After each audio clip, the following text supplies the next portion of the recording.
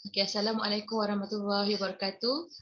Saya Nur Suraya binti Sulaiman, bernama matrik 204114 bersama rakan sempurna saya iaitu Siti Syaira binti Abdul Ghani, bernama matrik 201814. Kami akan membentangkan jenis-jenis kata terbitan dalam teks. Okay, jenis-jenis kata terbitan yang dikaji ialah jenis-jenis kata terbitan dalam teks berita sinar harian. Teks berita tersebut bertajuk Patriotisme Bukan Sekadar Semangat yang ditulis oleh Kuhasnah Kuhalim pada 31 Ogos 2020. Baiklah, bagi jenis kata terbitan pengimbuhan, pengimbuhan merupakan satu proses penerbitan perkataan dengan mencantumkan satu atau lebih imbuhan kepada suatu bentuk dasar. Imbuhan tersebut boleh terdiri daripada imbuhan awalan, imbuhan akhiran, imbuhan apitan dan imbuhan sisipan. Pengimbuhan terbahagi kepada dua iaitu pengimbuhan asli dan juga pengimbuhan pinjaman. Baiklah, bagi pengimbuhan asli. Imbuhan awalan merupakan imbuhan yang diimbuhkan pada bahagian hadapan kata dasar. Imbuhan akhiran pula ialah imbuhan yang ditambahkan pada bahagian belakang kata dasar. Imbuhan apitan merupakan imbuhan yang ditambahkan serentak pada bahagian hadapan dan juga belakang kata dasar. Imbuhan sisipan pula merupakan imbuhan yang diselitkan di antara unsur kata dasar. Baiklah, di sini merupakan contoh imbuhan yang telah dikenal pasti dalam teks berita. Yang pertama ialah awalan kata nama. Imbuhan awalan kata nama yang diperoleh daripada teks terdapat dua iaitu pen dan juga pe. Bagi imbuhan awalan pen, contoh dalam teks ialah pendorong. Imbuhan awalan pen telah ditambah pada kata dasar dorong. Seterusnya bagi imbuhan awalan pe telah ditambah pada perkataan pimpin, tani dan juga lopor iaitu pemimpin, petani dan pelopor. Seterusnya ialah kata awalan kata kerja.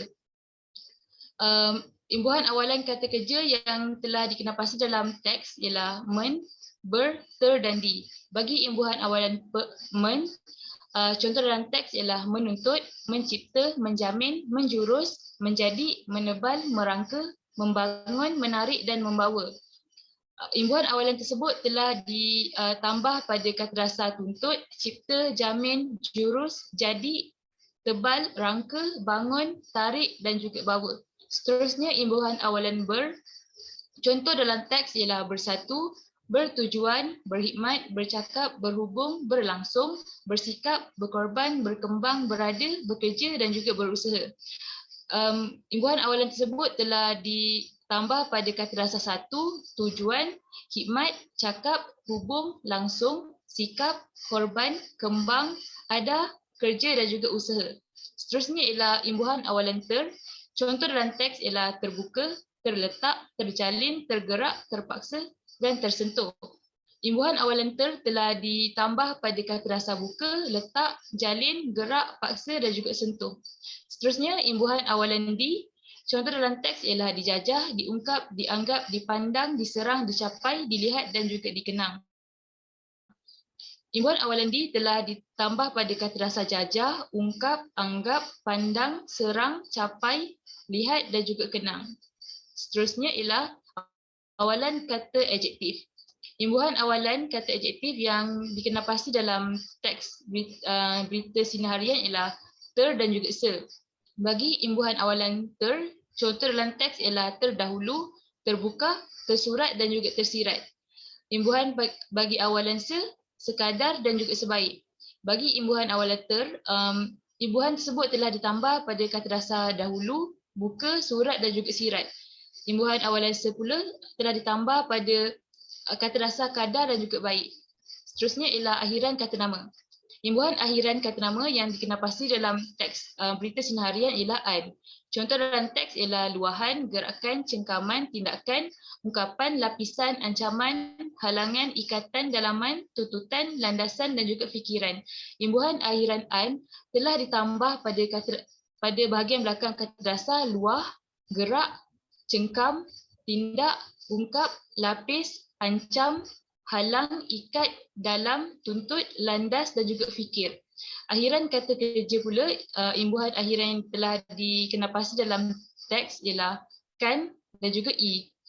Bagi imbuhan akhiran kan, contoh dalam teks ialah lupakan, cintakan, gerakan dan juga gerakan. Bagi imbuhan i ialah kecapi. Bagi imbuhan akhiran kan telah ditambah pada bahagian akhir kata dasar lupa, cinta dan juga gerak. Imbuhan akhiran i pula telah ditambah pada bahagian akhir kata dasar kecap. Seterusnya ialah apitan kata nama. Apitan kata nama, imbuhan apitan kata nama yang telah dikenapasi dalam teks ialah pen-an, pe-an, per-an dan juga ke-an. Imbuhan apitan pe-an yang telah dikenapasi dalam teks ialah penghayatan, penderitaan, pembangunan, pembinaan, pengorbanan, penghadaman, pengertian dan juga pendidikan. Imbuhan apitan pen-an telah ditambah pada kata dasar hayat, derita, bangun, bina, korban, hadam, erti dan juga didik. Seterusnya ialah pe-an. Imbuhan pe-an yang telah dikenalpasti dalam teks ialah perayaan dan juga perasaan. Seterusnya ialah per-an.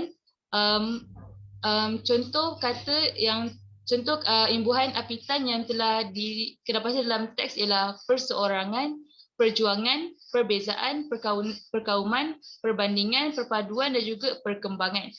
Seterusnya ialah ke-an.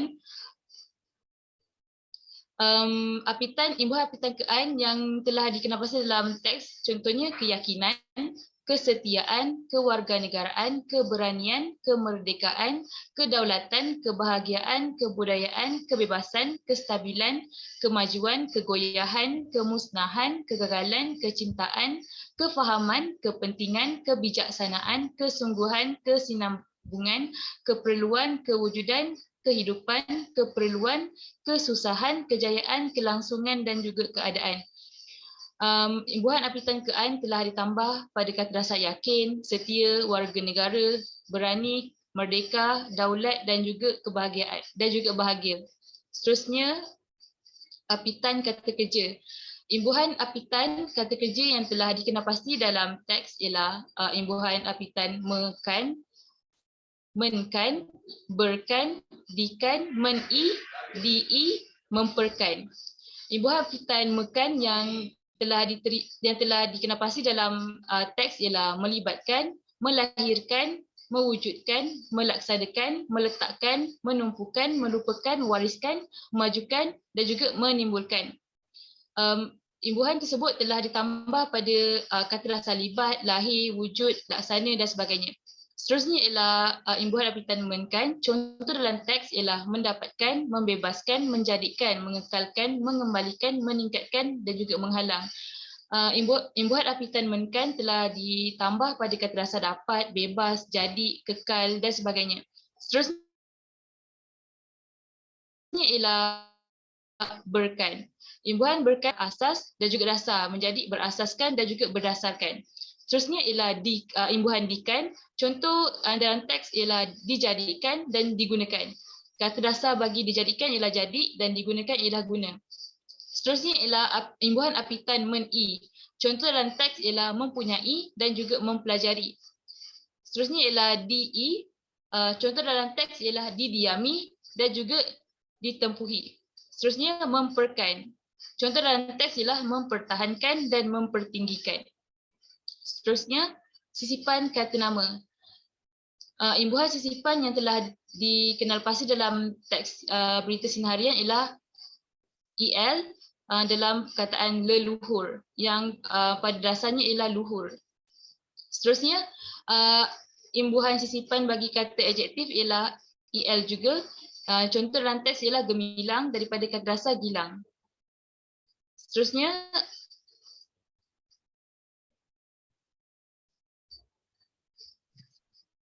ialah penimbuhan pinjaman.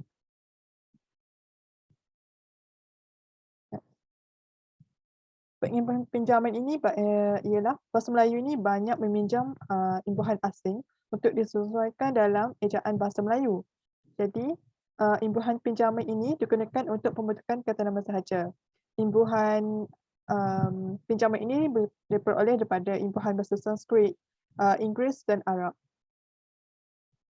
Bentuk awalan imbuhan ini terdapat dua bentuk, iaitu awalan dan akhiran. Jadi contohnya imbuhan Sanskrit, Maha, Tata, Pra, Eka, Dwi, Tri, Panca, Dasa dan Pasca. Imbuhan Inggeris pula anti, auto, mono, poly, pro, sub, dan imbuhan Arab di. Dan setiap imbuhan awalan ini mempunyai maknanya yang tersendiri. Next. Seterusnya imbuhan akhiran. Bagi bahasa Sanskrit ialah wan, wati, man, nita. Bahasa Inggeris pula ialah is, isma, logi dan grafi. Dan bahasa Arab pula ialah wi, ia, in, ad, ah. Dan seperti imbuhan awalan tadi, setiap imbuhan ini mempunyai istilahnya yang tersendiri.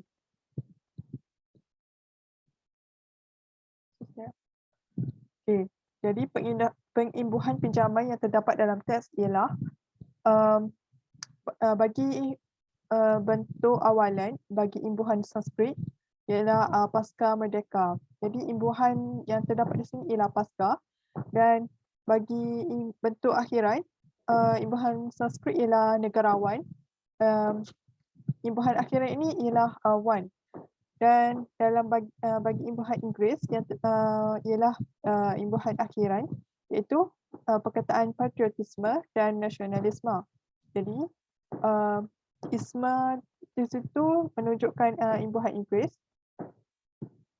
imbuhan pinjaman bahasa Inggeris, dan satu lagi perkataan ialah ideologi bagi imbuhan bahasa Inggeris juga. Terusnya. Baiklah, bagi pemajmukan, kata majmuk ialah bentuk yang dihasilkan melalui proses yang merangkaikan dua kata dasar atau lebih yang membawa makna tertentu. Kata majmuk bertindak sebagai satu unit dan lazimnya dieja terpisah. Proses pemajmukan pula merupakan proses yang merangkaikan dua dasar atau lebih dan bentuk yang terhasil membawa makna yang lebih khusus. Kata majmuk terdiri daripada rangkaian bebas, berbentuk istilah khusus, mendukung maksud kiasan, dan termasuklah kata majmuk yang sudah dianggap mantap sebagai satu perkataan yang utuh. Seterusnya ialah rangkaian bebas. Kata majmuk rangkaian bebas termasuklah yang dikenal pasti dalam teks berita sinar harian ialah parti politik, jati diri, kuasa asing, Perdana Menteri, lagu kebangsaan, ideologi, dasar kerajaan, hari kebangsaan, lagu kebangsaan, nilai budaya, adat resam dan juga rukun negara. Setiap perkataan mempunyai makna yang berbeza apabila dimajmukkan kata tersebut dan membawa maksud dan membawa makna yang berbeza daripada makna kata dasar. Seterusnya ialah kata majmuk yang sudah dianggap mantap ialah yang dikenal pasti dalam teks berita sinar harian ialah tanggungjawab dan juga warga negara. Seterusnya Ialah penggandaan. Penggandaan merupakan kata dasar yang dihasilkan dengan mengulang atau menggandakan kata kasar. Kata dasar. Jadi dia sama ada diulang secara keseluruhan atau pada bahagian-bahagian yang tertentu, sama ada dengan imbuhan atau tanpa imbuhan. Jadi bagaimana kita hendak mengenal pasti penggandaan ialah bentuk kata diulang. Bentuk kata yang diulang merupakan kata dasar terletak di hadapan, manakala bentuk ulangan gandaan biasanya terletak selepas pada bentuk kata dasar tersebut. Jadi kata ganda ini terbahagi kepada 4 jenis. Pertama ialah kata ganda penuh. Kata ganda penuh ini ialah seluruh kata dasar sama ada kata dasar itu mempunyai imbuhan atau tidak digandakan atau diulang. Dia terdapat 2 jenis, iaitu gandaan penuh kata tunggal dan penggandaan penuh kata berimbuhan. Jadi pertama ialah gandaan penuh kata tunggal, contohnya makan-makan. Yang kedua ialah penggandaan penuh kata berimbuhan. Dia terbahagi juga kepada 3 jenis, iaitu dengan awalan, dengan akhiran ataupun dengan apitan. Contohnya dengan awalan, contohnya kehendak-kehendak. Awalannya ialah ke dengan kata dasar hendak, kehendak-kehendak. Dengan akhiran pula ialah galakan-galakan. Akhirnya ialah an. Lepas tu dengan apitan ialah kejadian-kejadian, apitan kean. Seterusnya ialah kata ganda semu. Kata ganda yang seperti ini ialah kata ganda yang penuh, tetapi kata dasar ini tidak memberikan makna yang khusus apabila salah satu pada kata dasarnya dipisahkan. Contohnya kura-kura. Kita tidak boleh menyebutnya sebagai kura saja kerana ia tidak mempunyai makna. Seterusnya ialah kata ganda separa. Kata ganda separa ini ialah hanya sebahagian sahaja kata dasar yang diulang. Ia terbahagi kepada dua jenis, iaitu penggandaan separa kata tunggal. Contohnya laki kepada lelaki, jadi lelaki. Kuda jadi ke kuda. Penggandaan separa kata berimbuhan pula ialah contohnya tersenyum-senyum, ada ter di hadapannya, tersenyum-senyum, mengenang-enang ada me kat depan dia. Seterusnya, kata ganda berentak. Seterusnya ialah kata ganda berentak, iaitu pengulangan bunyi tertentu dalam perkataan. Dia terbahagi kepada 4 jenis, iaitu penggandaan berentak, pengulangan vokal, penggandaan berentak, pengulangan konsonan, penggandaan berentak bebas dan penggandaan bersifat. Penggandaan berentak pengulangan vokal ialah semua vokal dalam perkataan dalam kata dasar itu tidak berubah, tetapi bunyi konsonan sahaja yang berubah kepada konsonan yang lain. Contohnya sayur mayu. Sayur mayu di sini ialah contohnya S ditukar jadi M. Jadi sayur mayu. Yang kedua ialah penggandaan berentak pengulangan konsonan. Dalam penggandaan ini, bunyi konsonan tidak berubah, hanya bunyi vokal saja yang berubah kepada bunyi lain. Contohnya batu, batan. Yang ketiga ialah penggandaan berentak bebas. Penggandaan ini tidak menunjukkan ciri-ciri persamaan pada bunyi vokal atau konsonan. Contohnya kusut, masai dan ulang-alik. Yang seterusnya ialah penggandaan bersisipan. Penggandaan ini ialah pengulangan seluruh kata dasar dan kata dasar tersebut menerima sisipan em. Contohnya tali temali. Ya. Jadi penggandaan yang terdapat dalam teks iaitu teks berita seharian terdapat 3 jenis sahaja kerana kata ganda berentak tiada dalam teks. Pertama ialah kata ganda penuh, contohnya lain-lain, simbol-simbol, faktor-faktor, elemen-elemen dan tokoh-tokoh. Manakala ialah kata ganda semu, masing-masing, mana-mana dan liku-liku kerana jika dipisahkan kata dasar tersebut, dia tidak mempunyai makna. Akhir sekali ialah kata ganda separa, iaitu sesiapa, bersungguh-sungguh, berpecah belah, semata-mata dan sebaik-baiknya.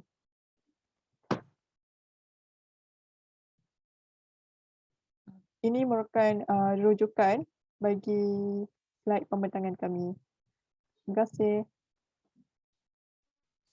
Terima kasih.